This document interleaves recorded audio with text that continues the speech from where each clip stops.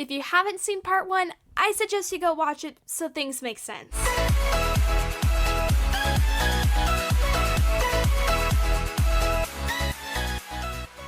Hey there, and welcome back to part 2 of my quarantine horror story. The amount of support that I received for part 1 was insane. Guys, thank you so much. You have no idea how much that meant to me, and it really gave me the motivation to get started on this sooner than I was going to.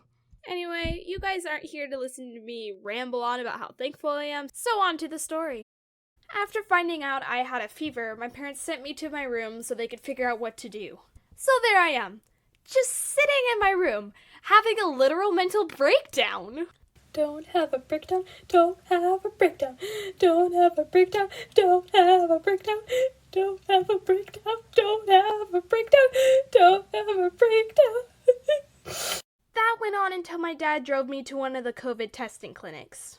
I was low-key freaking out the entire time we were driving.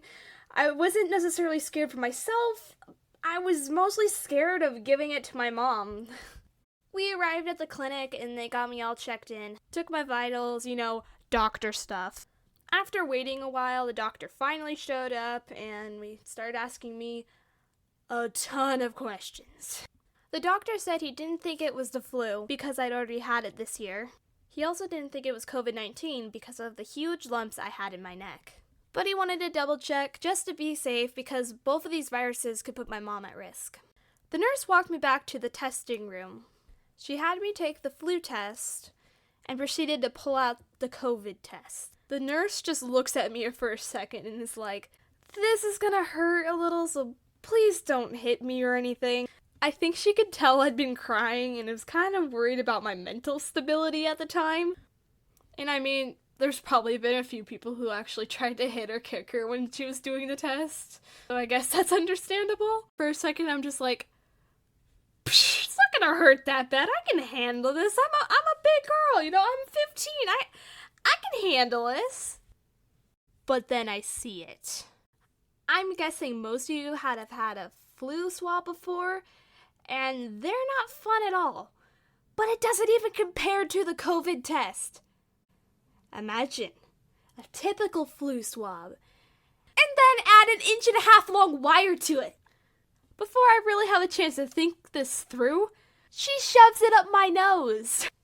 And I swear, and I kid you not, the end of the swab was literally at my eye level inside my nose.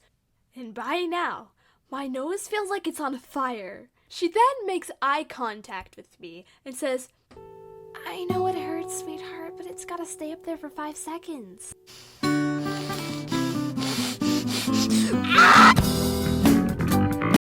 I get it. 5 seconds doesn't sound like a lot.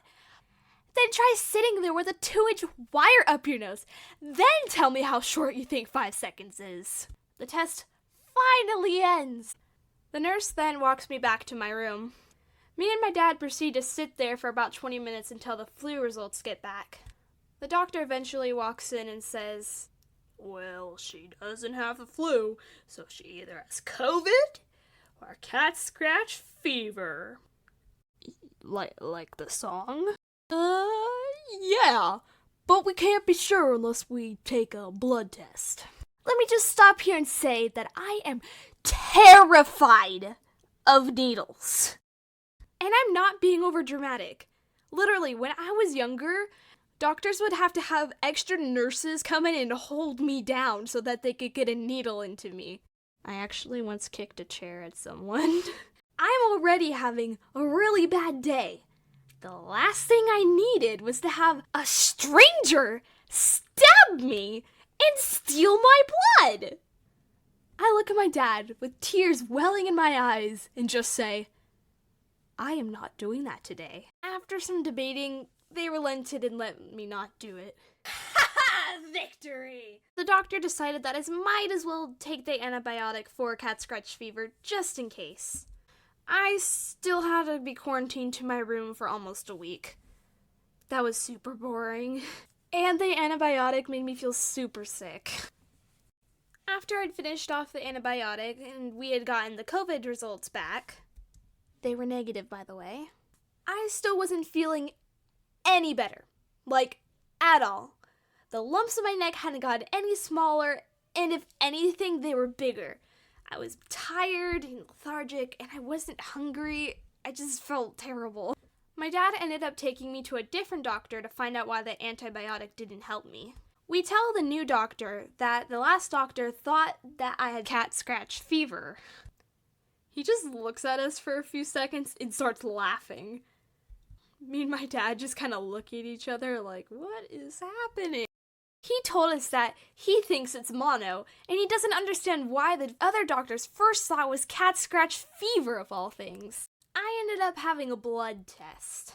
It went fine, but it hurt really, really bad. And guess what? It was mono the entire time! I was literally quarantined to my room for almost a week and took an antibiotic that made me feel sick and not able to eat things for nothing! Hey everyone, thank you for watching part 2 of my quarantine horror story. If you enjoyed this video, don't forget to leave a like and subscribe for more videos just like this. Anyway, thank you for being so patient for this video to come out. It took a really long time, mainly because I procrastinated, but we don't talk about that. Thanks for watching. That was so cringy.